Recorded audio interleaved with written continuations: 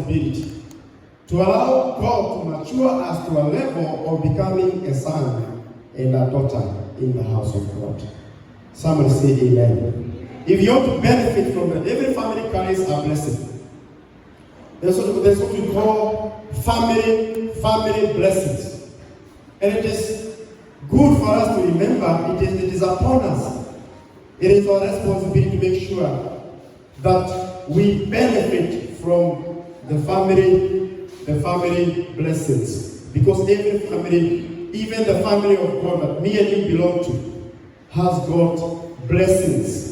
And we need to ask ourselves, what should we do? What are we supposed to do so that we benefit from the blessings of a family? Bwana asifiwe sana. Lakini realize ya kwamba ukiwa mtoto, na ni vizuri tuweze kuamini Mungu ya kwamba we are going to mature. And I say your maturity is displayed during the times of crisis. When things are okay, nobody can tell who you are. I was doing a study today in my office on matters of obedience, and I realized that many people in this kingdom, they obey partially. They obey partially. Not many believers are willing to obey wholeheartedly. A true son knows how to obey what their father has said. The Bible is full of so many promises and benefits. The Bible says God is a rewarder of them that seek Him diligently. It is our responsibility to know if you are going to be rewarded, we need to obey God wholeheartedly. You know, partial obedience is actually disobedience. True sons knows what is expected of us, and they respond according to what they are directed to do by their father. Blessed be the name of the Lord. Let me do a recap. Allow me to do a recap of what we have done in the last 2 weeks. And we have, I think, 5 signs of true sons and daughters. And then if God permits, I'll be able to handle the remaining 2. And we will be done with these series to the glory of God. And let me give you first the sign of a son or a daughter in the kingdom of God. Number 1, we say what? A son or a daughter resembles his father. That is in the natural and also in the spirit. If you are a true son, ni vibaya sana ama inaweza leta confusion kubwa ya kwamba wewe ni black and your father is white. Praise the name of God. Unless when you are albino. Bwana asifiwe sana. Babako kuna macho makubwa lakini wewe kuna macho ya Chinese. I get what I'm saying. Every son resembles their father. Even spiritually, every true son resembles their father. They speak the language of their father. Their gestures are the same with their father. They speak the same language that their fathers speak. They carry themselves just like their father. Blessed be the name of the Lord. A true son carries the genes of their father.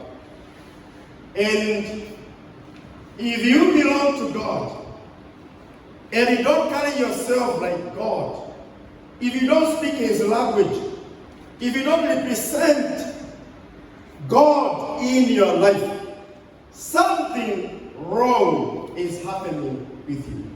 It is your responsibility as another believer to know that you are supposed to carry the language, the voice, and characteristics, all those characteristics that your father has.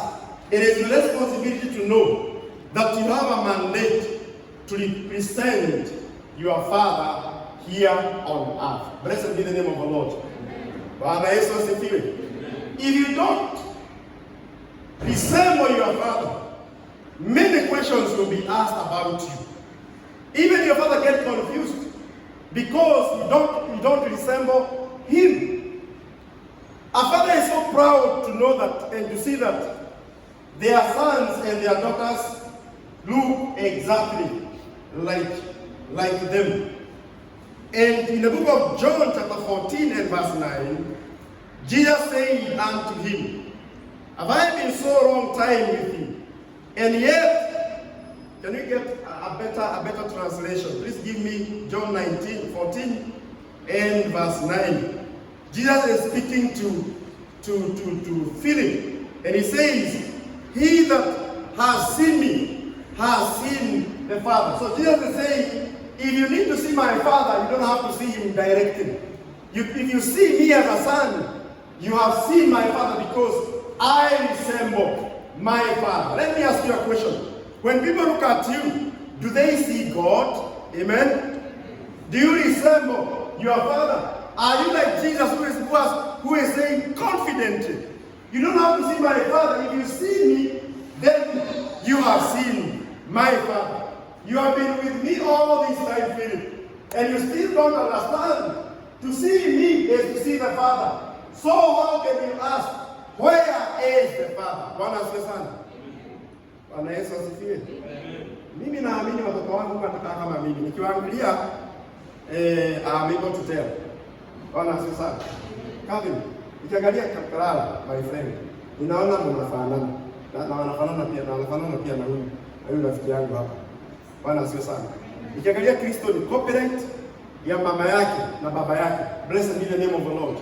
Ingekuwa ni vitu zingine, hata sisi tungekuwa chini ya maji. Tunaweza kwanza kuambia directly kwa sababu tuko na neema. True or not true?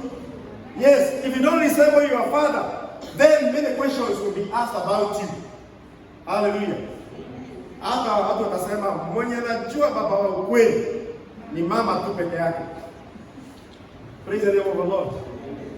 Lakini hata mimi ninajua kwa sababu nikiwaangalia watoto wangu wanafanana na mimi. So what we are saying, the first sign of a daughter or a son in a family is that a son or a daughter resembles his father. Blessed be the name of the Lord. Number 2, a son or a daughter is forever. Bwana asifiwe sana. A son or a daughter is forever. Let me tell you, you are known to be a true son because you stick with your father in season and out of season.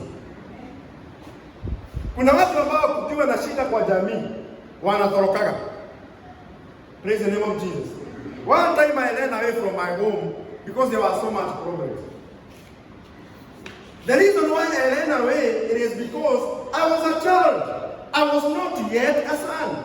Children run away from home because they have problems. Ask your neighbor, are you a child or a son? Wewe ni mtoto ama wewe ni mwana? Because those are two different people. Blessed be the name of the Lord. I was in class 6.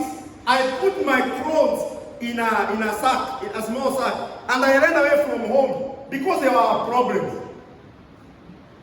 Because I was a child.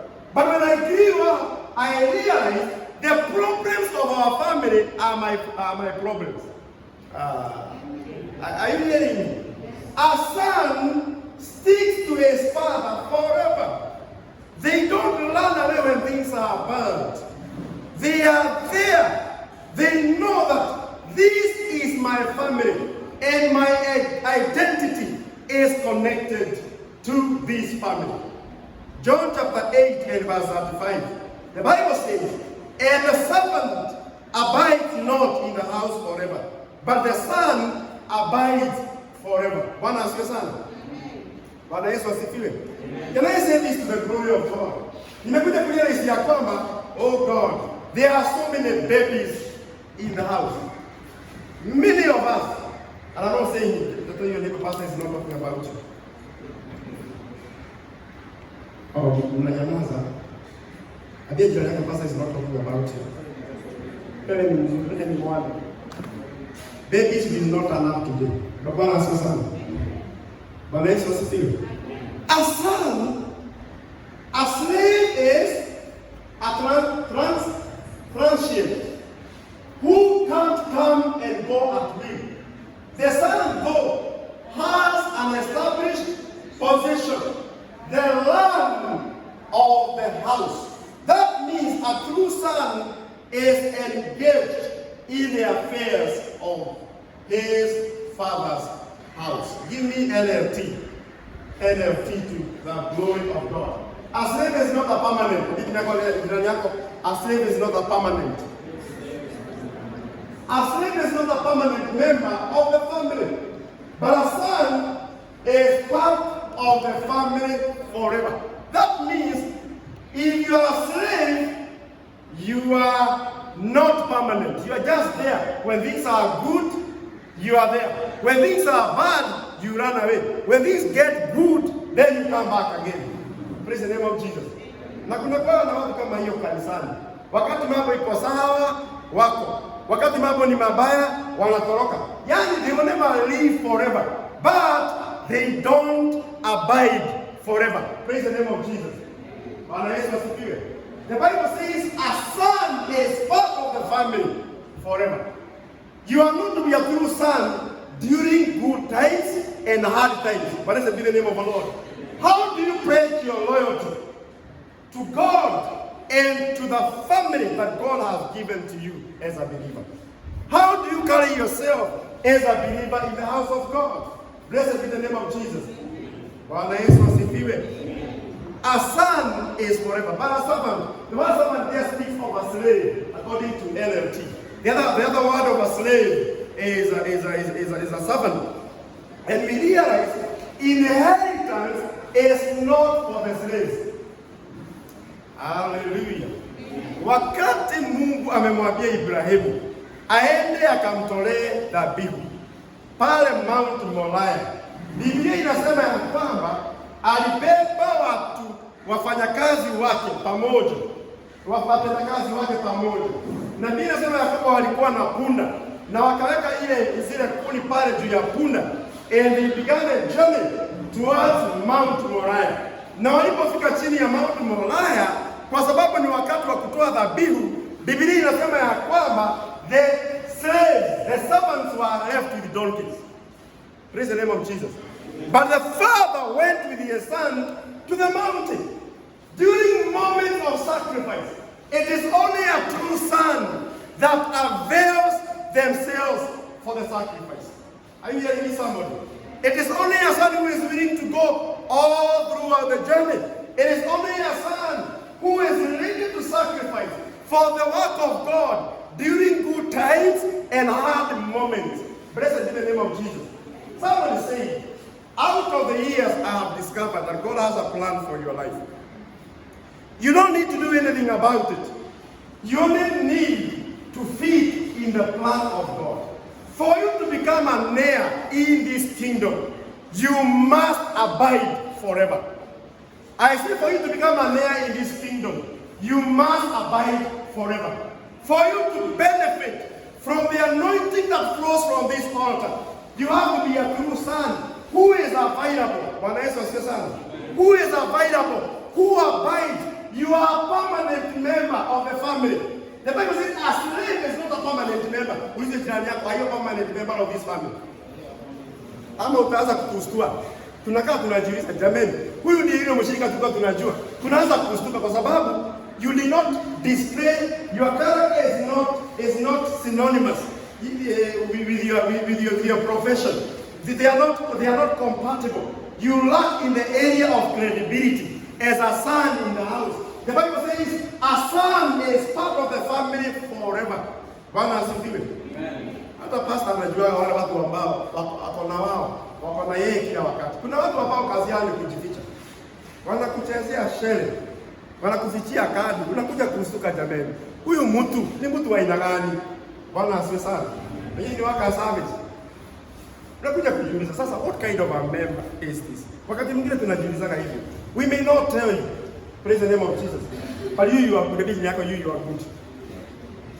Siseme tu. Mimi ninamaanisha hadi jana kwa wewe uko sawa. Ama hata uamini, ama hata mpaka wewe uamini. Praise the name of the Lord. What kind of a member, what kind of a son is this? I've had people call me daddy, but their daddy thing is not connecting anyhow. You realize that daddy thing is not working. You are being deceived. And you know one of the tactics that the enemy uses to destroy people is deception. Praise the name of Jesus. Bwana Yesu asifiwe. Hallelujah. A servant abides not in a house forever, but the son abides forever. Praise the name of the Lord. Number 3, sons and daughters believe in their fathers and trust them for everything. Praise the name of the Lord. Leo tukija church, tuliona matatu mzee, ilikuwa KCM, ilikuwa KBN. Hiyo gari taya nyuma imegongwa, imevunjika, taya moja imefura, inatembea tu namna hii. Bwana asifiwe sana. Please look at me. And then imebondeka. Sasa tukajiuliza, na imebeba watu. Hata inaulizia wengine kule, unaenda na unaona inasimama, watu wanaingia ndani. Na ile matatu mguu mmoja inatembea namna hii. Bwana asifiwe sana. Wale watu sasa maana akaanza kusema mwenyewe akitoa ile gari akipatia driver asubuhi, ako na imani ya kwamba by the end of the day ataletoa pesa. Nikamwambia hii hakuna pesa nitapeleka jioni. Because I've been matatu business I know. So kama ataletewa ni ile imepatikana. Ile ambayo imepatikana. Na lakini sasa tunaona ya kwamba yule driver anaamini by the end of the day watu watakula kwake ndani ya hiyo matatu. Hata kama inakaa namna hiyo, lazima italeta kitu by the end of the day. Praise the name of the Lord. Wewe ukiingia hiyo matatu, sijaiona mtu ambaye anasimama kwa stage anaangalia the best. Watu wanaingia bila kujua kama tayari ziko sawa. Praise the name of the Lord, especially wakati wa rush. Wanaingia bila kujua kama driver ni mlevi. True or not true? Ama unaenda kuuliza pale, unajua wewe nataka niko na alcohol bro. I want to know whether you are sober. Nobody goes to do all those manner of things. You believe that the driver is okay and you get to your destination. True or not true? And the driver tuk-tuk, you don't know whether they are okay. You just get there and you are okay with it. You don't want to know whether the car has got mechanical issues. You believe ya kwamba you get to your destination. But I've come to realize there are many sons in quote, who don't believe in their father. They are always suspicious of their father. Praise the name of Jesus. Bwana asifiwe. That's why I'm saying you sikuamini 100%. There are people who are even, to make the matter worse, they are also, they are suspicious about God. They cannot trust God. They would rather believe in a matatu driver rather than put their trust in God. If you can trust a matatu driver who is having a matatu that is not in good condition, and you get from town to Baburi, and you arrive to your destination, how much more should you believe and trust in your Father in heaven? How much more should you have confidence in your God? How much more should you exercise the authority given to you by God and trust in Him because He is trustworthy, He is reliable, and He is dependable. Praise the name of the Lord. Umeona watu ambao they are suspicious na Mungu. Wale watu ambao ni suspicious na Mungu si wale ni watoto wa kiroho. Bwana asifiwe sana. Kama mimi nimegojea Mungu kwa muda mrefu, naona miaka 30 imefika, afadhali nijitetee kwa sababu ndugu hakuji. Ama dada hakuji for that matter. Nimegojea, mimi nimefanya kazi kanisani, sioni Mungu akinitembelea, afadhali ulimwengu. Hao ni watoto wa kiroho. What can we admire in the world? Nini hiyo tunaweza kutamani kule ulimwenguni? Mimi naambia watu, dare go back to the world. Utakuja kutuambia story. Bwana asifiwe sana. Ninyi kuna watu wanatutisha. Kazi yao ni kutisha wale wengine. Afadhali ulimwengu. Nani alikwambia hivi? The world has nothing good to offer to you. I say the world has got nothing good to offer to you. Amen. There is a lot of, all manner of bad things in the world. We would rather put our confidence in God. Let us not lose our confidence in Him. The Bible says our confidence in our God has a great reward. That is Hebrews chapter 10 and verse 35. Blessed be the name of the Lord. We should not lose lose our confidence in our Father, because our confidence in Him will finally bear fruit to the glory of God. Somebody say amen. Amen. Sons and daughters believe in their fathers and trust them for everything. Hakuna kitu kinapatia baba moyo ama motisha kama wana wameweka tumaini na confidence yao kwake. Bwana Yesu asifiwe. Yakobo, watoto wangu wananiamini, washirika wetu kanisani wananiamini. Bwana Yesu asifiwe. Tuko na watu kanisani, they cannot trust their pastor with their resources. A true son is tested in the area of resources and money. Praise the name of Jesus. Can I say this to the glory of God? Because me, I'm a true son. Yesterday, the day before yesterday, mke wa mchungaji wetu alipiga simu. Akapigia mke wangu. Akamwambia kuna mkutano and we need to facilitate huo mkutano because watu wanatoa, the sons wanatoa. Bwana asifiwe sana. And you know 6,000 na economy mahali iko ni pesa mingi. To make the matter worse, ilikuwa ni siku ya holiday, the Kidiki Day. Praise the name of the Lord. Sasa mimi nikajiuliza, sasa leo hata kama ni kutafuta pesa, watu wako nyumbani, pesa ndio hiyo. I didn't have money, lakini nikasema I will send. Praise the name of Jesus. And you know what? Nikajua huu ni mtego. My loyalty is being tested here. Kwa sababu tulikuwa tumeambiwa, alafu I think we forgot. So, mkutano ni kesho, we are supposed to do a contribution. So mimi nikasema nikatuma by the end of the day. So nimengojea Mungu afanye muujiza, at least akala nipoteka pesa. So mimi naambia wakati I need to give, I trust God for resources. And God has been faithful. One of the things I've come to realize, if God wants me to give, He will always provide. Blessed be the name of the Lord. God will always provide. So nimekaa pale, pesa haiko. What did I do? Nilifuliza 6,000. Limit yangu imekuwa 6,500. Praise the name of the Lord. Just in case you didn't know. Yesu ndiye ndiye yako nafuliza, hata mimi nafuliza. Hata mimi nilifuliza. Na nikamwambia Mungu, naomba tu Mungu unikumbuke kwa sababu I have given out of my, I have given my everything. I didn't have. So the reason why I give, it is because a son put their trust in their father. You cannot say that you are a son in a family, and when it comes to matters, money and resources, you are nowhere to be seen. You cannot be a spiritual being, and you lack in the area of money and resources. Hiyo naweza kosa amen, lakini ni sawa. What do you do? Bwana asifiwe sana. How is your giving in a church? Do you give your time? Do you struggle? Ama ikifika ni time nasema, shilingi 1,000. Nipatie pesa moja. Si mimi. Bwana asifiwe sana. Unajua trust issues are, are tested. Let me tell you, God will test you.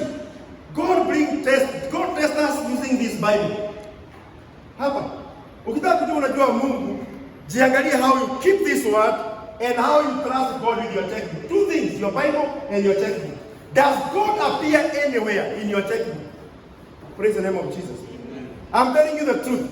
Nimekuja kulia, I was talking to a pastor friend of mine, na nikamwambia mimi, ulinijua nikiwa 7, nikiwa church yetu inaanza mara ya kwanza. But I want you to know, where you left me is not where I am today. And I want to prove to you, praise the name of the Lord. Anytime I receive a visitor, I will always go an extra mile and make sure they find it comfortable. They find comfortable being in Mombasa, so long as they came under my roof. Praise the name of the Lord. I have always made it very sure, so that wewe kama ni wewe uko na shida ni zako, lakini ukija kwangu you have a good testimony about us. Praise the name of Jesus. Sasa tumekaa naye aliporealize ya kwamba me am a giver because I give. Hata yeye akitoka he gave in return. The Bible says do not be deceived. God cannot be mocked. What you sow is what. You know there are people that will be commanded to give, not because they wanted to do it, but because you aligned yourself with the principles of the Word of God in the area of giving. Praise the name of Jesus. Bwana Yesu asifiwe. Siwezi sema ninapenda Deliverance Church International and I don't contribute anything. I cannot say that I'm a son, Reverend Washira, and when he needs me financially, I am not there. Praise the name of the Lord. You cannot say that you are a son, and when we need you in the area of finances, hautoagi fungu la kumi, hautoagi sadaka. Tukisema ni sisi tunafanya nini? Hauko. Bwana Yesu asifiwe. Mikutano haukujagi. Na wewe unasema wewe ni sawa. Ongeni ukweli. Pastor akisema kitu, you don't believe in your pastor. Hata akisemea watu, maneno inaingilia hapa, inatokea upande huu mwingine. Praise the name of the Lord. Alafu unasema pastor, kuna watu fulani wanapenda hivi. Si, hapana, kuna watu fulani tunapenda. Ni wewe mwenyewe umekataa kupenda. Wewe unapendwa, ni kukataa umekataa kupendeka. Praise the name of the Lord. Unapendwa kabisa. I don't think we encourage partiality enough. No, we don't.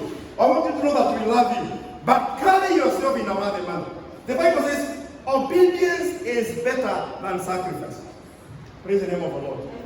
Obedience to ile tu kutii kile ambacho Mungu amesema katika neno lake. If you honor your father, you know you need to display it. You have to show it.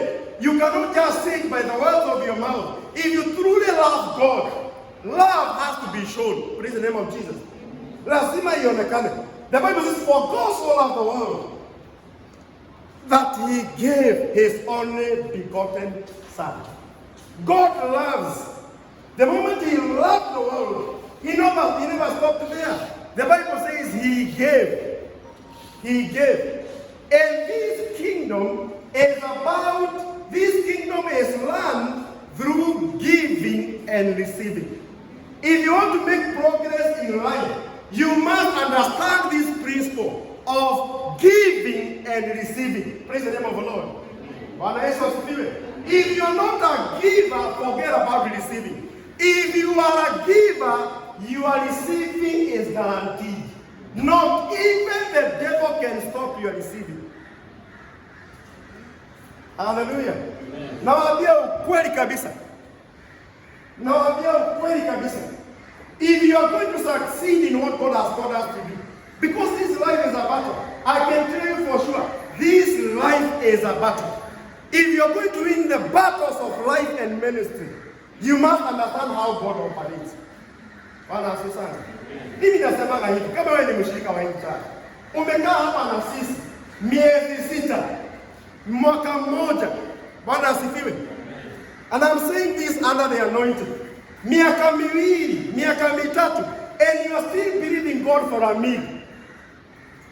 You cannot afford a meal. Chakula tu peke yake.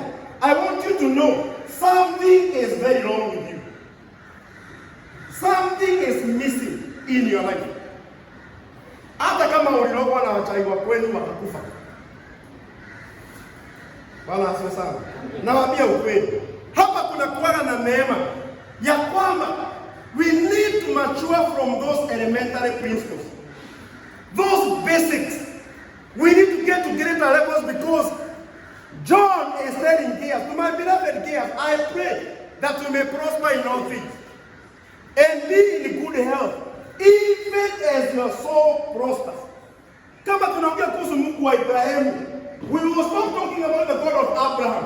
We will talk about the God of Mwangi, the God of Mama Kutangulia. We will talk about the God of Maina. Tunataka kuongea kuhusu Mungu wa Kimani. Ya kwamba watu wakikuona wanasema Mungu wa Meriani. Kwa sababu gani? Wameona Mungu wako. Na wanasema kama kuna Mungu, huyo mama akona Mungu katika maisha yake. Bwana asifiwe sana. Nimekuja kueleza kwamba many Christians are playing games with God. It is a high time, people of God, we honor God. The Bible says a son honors his father. That is the fourth one. A son honors his father. Malachi chapter 1 and verse 6. Hii scripture tulipewa asubuhi. Odhiambo ulikata hiyo scripture. Niliona asubuhi. Allow me to talk about it. Yule ulianzia verse 10, lakini ilianzia verse 8. Bwana asifiwe sana. Verse 8. Mungu anauliza. Situweke hiyo. You can begin from verse 6. A son honors his father. and a servant to his master. If then I be a father, where is my honor? A son honors his father, and a servant his master. Please give me verse 8. Now unipatia na NKJV, to the glory of God. Begin from verse 6. A son honors his father, and a servant his master. If then I am the father, and the one there is not correct, where is my honor? And if I am a master, where is my reference? Says the Lord of hosts to you, priest, who despise my name. When you know what a priest, there are people things in what you got. You are a priest. Once you are the priest of your house, as far as your house is concerned, you are the priest of your family. You are the priest of yourself as a believer. The Bible says, to you priests who despise my name. And you say, in which way have we despised your name? Go to verse 7. Hallelujah. You offer and then together defiled food on my altar. Verse 8. In what way have we defiled you? By saying, the temple of the Lord is contemptible. This is contempt against God's altar. You have said nothing good can come from the altar of God, yet you claim that I am your father. How can you despise my altar and you claim that you know me as your father? Go to verse 8. Go to verse 8. And when you offer the blind as a sacrifice, is it not evil? And when you offer the lame and sick, is not evil? Is it not evil? Offer it to your governor. Would he be pleased with you? Would he accept you favorably? Says the Lord of hosts. This has got something with your giving. The kind of giving that you give. Kuna vitu zingine wakati waambieni ukweli. We are not supposed, kama tunamheshimu Mungu, hatufai kuwa tunatoa kama watu wa Mungu. Wewe ukiwa Sunday school, Bwana asifiwe. Bwana Yesu asifiwe. Na sasa umekomaa katika mambo ya Mungu. Your giving should change. Somebody say amen. Your giving should change. Mtoto wa Sunday school akitoa zaidi yako, there is a problem with you. I'm telling you the truth. Let me kwambie ukweli na itakusaidia. Your giving will determine how your life will be like. If you want to struggle, if you are struggling, look at your giving. I'm telling you the truth. If you realize that, kuna vitu zingine tunafikiria na zitaka hivyo diversion. Mazo, you are just about to get to your destiny. Or else to realize a blessing. Lakini umekuwa short change. Lakini nimekuja kurealize ya kwamba some of these things we create by ourselves. Bwana Yesu asifiwe. Wewe unamdodge Mungu, kumbe the enemy takes advantage of it. And one of the things I've come to realize, the devil accuses the people of God. Kama kabisa huwezi kumtii Mungu, shetani anajuaga wakati hamtii Mungu. Anachukua, anaenda anakuaccuse mbele za Mungu. Anamwambia hebu angalia, huyu unasema ni mtoto wako. Huyu si mwana, hapana. Look at the way he gives. Look at the way he talks about the church. Look at the way he talks against his pastor. Look at the way he carries himself as a believer. Mungu akiangalia, Bwana Yesu asifiwe. Hata kama ni advocate wako anasema huyu amejikaaka na mafuta yake, anakuacha, anamwacha. Then he comes and works on you properly. Kwa sababu gani? Kama tunamheshimu Mungu anahitaji hiyo taadhima. It has to be displayed from our end. It has to be shown from our end. Go to verse 9, to the glory of God. Verse 9. Bwana asifiwe. Kwa nini But now, entreat God's favor, that he may be gracious to us. For this is being done by your hands. Will he accept you favorably? Says the Lord of hosts. Niliwaambia ya kwamba ni vizuri kukataa kuishi maisha ambayo haina kibali.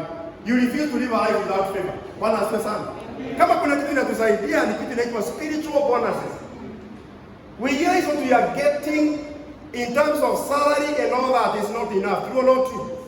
Ukiangalia mishahara yetu inakatwa na serikali. Sometimes we pity people kwa sababu what was there during Uhuru Kenyatta's administration and what we are getting now is totally different. How are we going to make? The Bible says when foundations are being destroyed, what do the righteous do? What do the righteous do? The Bible says the sons of darkness are becoming more sharper than the sons of the kingdom. Wamejua kanuni.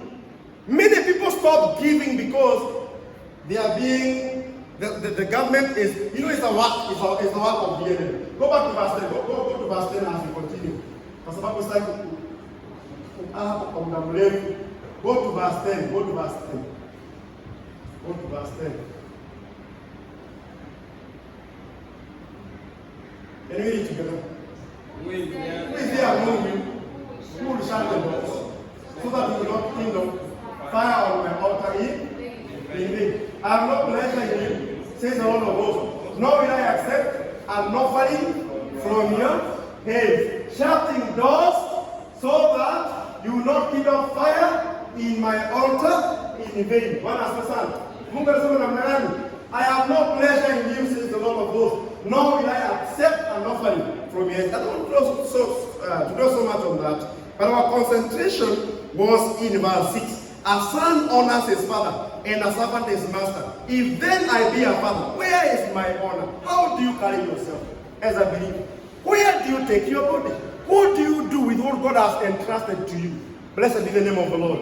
Do you represent your father here on earth? Mungu anapokuangalia, anaweka katika anasema, this one I know. He is not a child. He is a son. He is a daughter in my kingdom. Blessed be the name of Jesus. Hallelujah. Number 5. Sons obey their fathers. Praise the name of the Lord. Ephesians 6, verse 1 to 3. Ephesians 6, 1 to 3. NLT, to the glory of God. Sons obey their father. The Bible says what? Children obey your parents. Let me read it together. Because you belong to the Lord. I want to hear your voice. For this is the right thing to do. Children obey your parents. Honor your father and mother. This is the first commandment in our promise. Verse 3. If you honor your father and mother, this will go well with you. And you have a long life here on earth. If you honor your father and your mother, both spiritually and biologically, the Bible says this will go well with you. It is a high time we go back to our closet and set things in order. It's a high time we go back to the crossroad and go back to the drawing board and correct our pieces together and make those things that are wanting, bring them into order. For the Bible says, this will go well with you if you honor your father. If you dishonor your father, it is the other way around. Mungu anisaidie kwa sababu during second service, I'll be talking about so much on Deuteronomy chapter 20. I've already sent my message, my preaching today, but I feel different. If you honor God, it is going to be well with you. If you honor your father and your mother, it is going to be well with you. And the Bible says, you will have a long life here on earth. That means you will not die prematurely. Premature death is not your portion. So you want to be a femicide, that will not be your portion. That will not be your portion. Praise the name of the Lord. Female are being killed from right, left, and center. There is no hope in this country. It is now femicide is being declared as a national disaster. But that will not be our portion, because this word is forever settled in heaven. I say this word is forever settled in heaven. Our children will not be killed to the glory of God. Our children will not suffer premature death in the name of Jesus. Are you hearing me, somebody? Why? We know how to honor them that God has placed on top of us as believers. Blessed be the name of the Lord. Amen. Number 6. Sons and daughters do what they see their fathers do. They emulate the characters of their father. The question is, by the way you carry yourself, who do you represent? Who do you learn from? Who is your role model? A true son do what they see their father do. Blessed be the name of the Lord. The reason why as a pastor, I have to carry myself in a worthy manner, it is because the Bible says we are surrounded by a great crowd of witnesses. Bwana asifiwe sana. Kwa sababu I don't want to be a bad model to people. Watu utafanya mambo semeza pastor anafanyaga. Wewe fanya peke yako, lakini I want you to know you have to actually do what you see your father do. If you're not doing what you see your father do, then you are a child, you are not a son. Praise the name of the Lord. A true son emulates the character of their father. They do what they see their father do. Praise the name of Jesus. John chapter 5 and verse 19. John chapter 5 and verse 19. And our concentration, ladies and gentlemen, will be in verse 19b. That is our concentration. The Bible says what? So Jesus, can we read together? Explained himself at length. Amen? He explained himself at length. I am telling you this straight. The Son cannot independently do a thing, only what he sees the Father doing. What the Father does, the Son does. Every family has got values. There are belief systems in every family. There are core values that makes every family exist. Praise the name of the Lord. Bwana Yesu asifiwe. There are principles that runs every godly family. And therefore it is our responsibility to absorb the genes of our family, so that we don't go and do things outside our family belief system.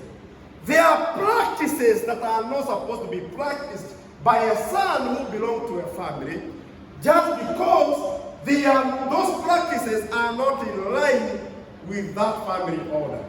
Blessed be the name of the Lord. If you are a child in a family, you are supposed to speak the language of that family. If you belong to a family, you need to carry yourself according to the patterns of that family. Blessed be the name of the Lord. Blessed be the name of the Lord. You do what you see your father doing. I am telling you this straight. The son cannot independently do a thing. I know people want what we call liberty. People want to be free. I have seen people say, Pastor, I cannot continue doing this. I want to be free. Listen to me. Your freedom may lead you to danger and may jeopardize your life as a believer. Yes, we are free, but our freedom must be within the boundaries of the Word of God. The moment you cross a boundary, you jeopardize your stand in God as a believer. Blessed be the name of the Lord. Kila mtu anataka kuwa independent. Tunaona ya Biblia sema ya kwamba the son cannot independently do a thing. That means kuna mambo ambayo inakwambia hapa, neno la Mungu linakwambia hapana, umeenda sana, tulia. Ngoja kidogo. Kuna mambo ya kwamba that you want to do as a believer, but we have got a manual that we are supposed to follow as believers. Tuko na manual, hii inaitwa manufacturer's manual kutoka mbinguni. Hii ndio inatuongoza kama watu wa Mungu. So we are not independent. Abiji yako, we are not independent. And the moment you feel independent attitude can be very dangerous to a believer. Ya kama huwezi kuambiwa kitu, ati wananiambia nini? Mimi nimeona mingi. I have seen so much. But let me tell you, you have so much to see. Because this life is about learning. Blessed be the name of the Lord. Ni vizuri kuketi chini usikize. Ni vizuri, the Bible says, better is an open rebuke than hidden love. The writer of this scripture is saying, only what he sees the Father doing. What the Father does, the Son does. Praise the name of Jesus. When I hear you pray and you mention some words, one of my friends pastor gave me a scripture. I can use a pastor nipatie one of your favorite scripture. Nikampatia mingi. Nikasahau moja ambao huwa ninapenda sana. God works in mysterious ways, his wonders to perform. Bwana sana. Nikisikia mtu mwingine quote that scripture, I will always be encouraged. Bwana Yesu asifiwe. Lakini nikisikia shika mkia, shika pembe, sijui fanya nini, tunakuweka ndani ya shimo, sijui gani. Listen, that is not our language. Wewe hiyo ulitoa wapi? Bwana Yesu asifiwe. Bwana Yesu asifiwe. Hata tunavunja madhabahu. Tunavunja nini? Tunavunja madhabahu. Hata madhabahu ya ukoo. Breaking the curse is Sunday. Hata tuko na Sunday ya breaking curse. Na hili neno Biblia inasema ya kwamba you shall know the truth and the truth that you have known shall make you free. Hili neno tu ukiliamini hili neno linakuweka huru na linabadilisha maisha yako. That is final. There is nothing that need to be added here. We cannot afford to add anything or subtract anything from this word. Bwana Yesu asifiwe sana. Atupasa nimekuja univunjie madhabahu. Amen. Hili neno ukiliamini tu na unaendeleza kazi na ufuate kanuni. Bwana asifiwe sana. Wewe unataka kuvunjia madhabahu na kuna mambo ambayo hujaelewa. Praise the name of the Lord. I'm learning so much from the children of Israel. Anytime they made increase into their lives, they will always identify themselves with God. Bwana asifiwe sana. One of our pastors, sitataja ni nani, aliniita juzi. Akaniambia, pastor, ni mzee kuliko mimi. Na miaka mingi kama miaka 15 au sasa. Yeye ni kama baba yangu. Msichana wake ameolewa. Mimi nimekuita pamoja na mchungaji mwingine, tulikuwa tukajua. Sema I was looking for somebody. Tulikuwa tumepanda zinaitwa nini? Sweet potatoes. Hata tumepigwa picha. Alikuwa amepitia. Imagine all from here to Mazeras. Somebody makes a call. I want you to come to Mazeras. I have something for you. Only to realize is sweet potatoes. Come on. Kakitu tu. Just kafurushi kadogo tu ya sweet potato. And I was like, okay, what is the secret? Bwana asifiwe sana. Akasema, sisi tulipanda hizi sweet potatoes wakati wa drought. Na Mungu ametupatia harvest. Tukasema hatutakula hata moja. Bwana Yesu asifiwe. Tutafanya nini? We are going to give it as first fruit. And I feel so honored that amefikiria kuhusu wachungaji wengine wengi. Alinitoa babuli nikaenda Mazera kupokea sweet potatoes. Ile mafuta nilitumia kwenda huko ni mingi kuliko zile sweet potatoes. But it was a principle. Abiji nyaka wa principle. Na nikarealize ya kwamba there are things that we don't understand, and because of lack of understanding, we mess up our lives. Nilikuwa nasema hivyo kusema ya kwamba vitu zingine tunaambiwa ni altars. Bwana Yesu asifiwe. They have nothing to do with altars. It is only that we are not obeying what God has said in His word. Na tukiona hivyo tunaona tumelaaniwa na wenye wametulaani walienda kitambo na tunahitaji kuvunjiwa madhabahu. Bwana asifiwe sana. Nimeona prophet mwingine akiambia watu, ninaona in the spiritual realm. Listen. I'm seeing it in the spiritual realm. Shetani anakutubia kansa. Listen. Mimi namwambia back to the center because mimi sina kansa. Siwezi kubali. There are things that are not even supposed to be mentioned to us. Ati ninaona in the spiritual realm. Wewe umeonea wapi? Bwana asifiwe. Unatetemeka kwa sababu umeona. Hapana. Every son or a daughter do what they see their father do. Semeni amen. Semeni amen ingine. Praise the name of the Lord. A true son is looking out for what his father does. He is interested in what his father is doing and thinks that his father knows the right way. This is what Jesus said. He healed only those he saw his father healing, and he preached only when he saw his father preach. Jesus did not do anything out of what he saw his father doing. Praise the name of Jesus. And I want you to know, sons are rarely wiser than their fathers. Why did Jesus heal the whole multitude by the pool of Bethesda? He healed only one man and left the rest untouched. Praise the name of the Lord. It is like going into a hospital and healing only one person. It may not make sense to you, but that is what the Father did. Jesus was content to do what he saw his Father doing. Blessed be the name of Jesus. Sometimes we ask ourselves, why do we pray? Why do we pray the way we pray? Why do we do things the way we do them? We cannot do things in a wholesale manner, but we do according to the leading of our Lord. Jesus had the capacity to heal everybody, but he only healed one man. One man, only one man, because that is what he saw his father doing. Blessed be the name of the Lord. We have not been called to do everything. We can only do what we see our father doing. The last one, sons carry the words of their fathers. Sons do what? They carry the words of their fathers. A sign of a true son is that he carries the words of his father. He hears the words of his father often, and he repeats them whenever he can. Sometimes you hear him repeating the words of his father in conversation, and sometimes he preaches that which his father has preached.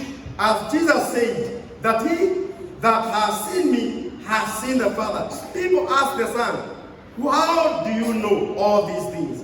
Where did you get this wisdom from? But they are simply repeating the words of their fathers. Please give me Proverbs chapter 4 as we finish. Proverbs chapter 4, and we'll begin from, we'll read from verse 3 to 4 to the glory of God. Proverbs 4, 3 to 4. Bwana Yesu asifiwe sana. Bwana Yesu asifiwe. A son, a true son, carries the words of their father. The Bible says, let's read together. What did I read? New King James Version. And we read it together as intended. It's not a command about what to move. When I was my father's son, tender and the only one in the sight of my mother.